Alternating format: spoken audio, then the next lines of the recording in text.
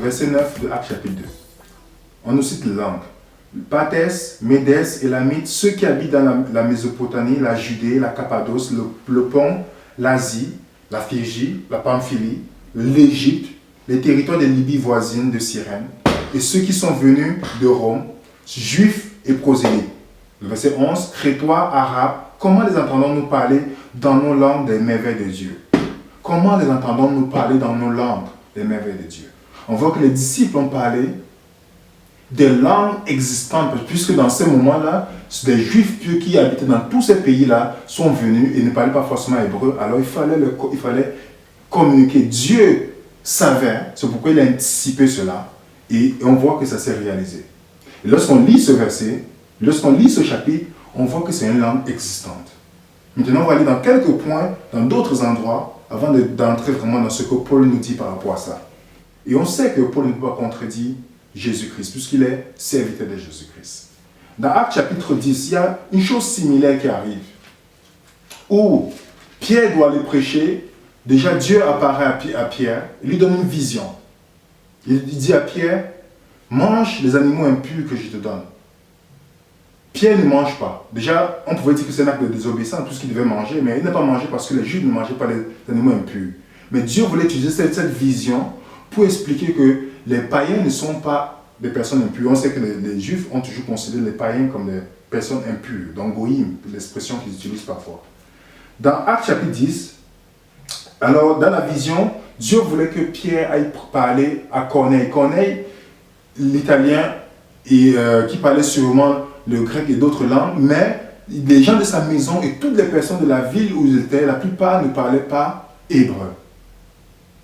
Alors Pierre devait aller annoncer la bonne nouvelle parce que Corneille était un homme qui cherchait vraiment Dieu. C'est pourquoi un ange apparaît à Corneille, lui dit que Dieu a entendu tes prières. Parce que Dieu cherche, lorsqu'on est sincère, on cherche vraiment Dieu, il entend toujours nos prières.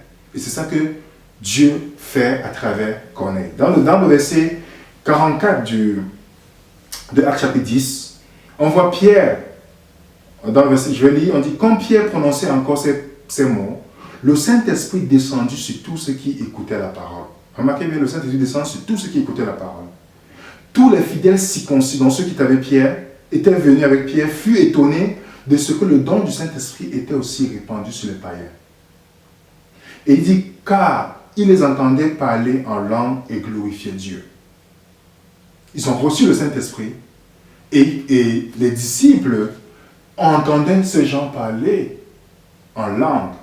Le mot qui ici s'agit d'une langue existante, puisque la plupart qui étaient dans la maison de Corneille ne parlaient pas la même langue que les disciples.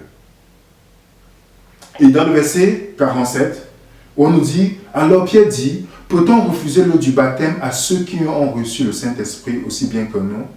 Il ordonna qu'ils fussent baptisés au nom du Seigneur, sur quoi il priait de rester quelques jours auprès d'eux. Il y a encore une chose très intéressante ici. Parfois, certaines personnes enseignent qu'il faut d'abord être baptisé avant de recevoir le baptême du Saint-Esprit. Mais on voit ici que le baptême du Saint-Esprit, les païens ont reçu ça. Les personnes ont reçu avant d'être baptisés d'eau. Donc c'est déjà un contraste dans plusieurs enseignements que les gens donnent. On voit que la Bible nous dit le contraire. Et maintenant, Pierre retourne vers ses amis disciples. Ils étaient au courant que Pierre allait chez les païens. Vous savez que les Juifs étaient encore hostiles, ils avaient encore certaines difficultés à parler de la bonne nouvelle à des étrangers. Et lorsqu'ils ont appris cela, ils se sont fâchés contre Pierre. Dans Actes chapitre 11, et leur réaction, c'était de rejeter Pierre en disant « Tu es parti manger avec les incirconcis ». Voilà ce que Pierre répond. Et là, à partir de la réponse de Pierre, on comprend réellement de quelle expérience dont il parle. Dans le Actes chapitre 11, le verset, je vais dire le verset 10, on dit cela arriva jusqu'à 3 fois, puis tout fut retiré dans le ciel. Il explique sa vision.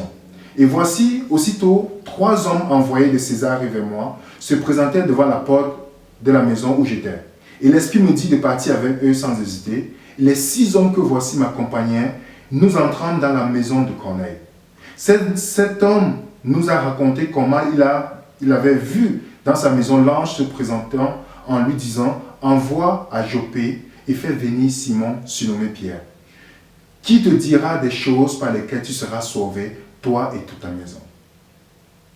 Et lorsque je me fus mis, c'est Pierre qui parle, lorsque je me fus mis à parler, le Saint-Esprit descendit sur eux comme sur nous au commencement. Vous comprenez?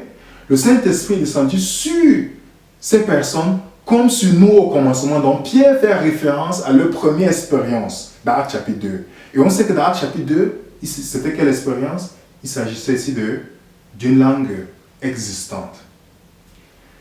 Et voyons par exemple ces deux versets. Nous voyons déjà que dans Actes, il ne s'agit pas d'une langue étrangère, d'une langue charabia ici, mais des langues existantes. Mais le point que les personnes utilisent pour affirmer leur point sur le parler en langue, c'est lorsqu'ils prennent les écrits de Paul. Paul qui était un apôtre très intellectuel et qui avait manière de s'exprimer, qui était extraordinaire et qui utilisait un langage très soutenu par rapport à tes disciples. C'est normal dans la société que si vous demandez une histoire, un accident arrive, vous demandez à quelqu'un qui est docteur, quelqu'un qui a un doctorat de s'exprimer, vous n'allez pas attendre les mêmes paroles que celui qui n'a jamais eu un doctorat. Donc c'est ça, ils vont dire la même chose, mais utiliser les différents termes. Et c'est pourquoi dans les écrits de Paul utilise un langage très soutenu. Et donc, il faut vraiment étudier le contexte et comparer avec d'autres écritures afin de savoir ce que Paul veut dire. Et c'est justement ce que Pierre a l'âme des chrétiens qui prennent les écrits de Paul et tordent pour leur propre sens. On va lire par exemple, avant d'aller dans 1 Corinthiens 14, je veux qu'on aille dans 2 Pierre 3, verset 15. 2 Pierre 3, verset 15. Pour lire ce que Pierre, l'apôtre Pierre, dit au sujet des écrits de Paul.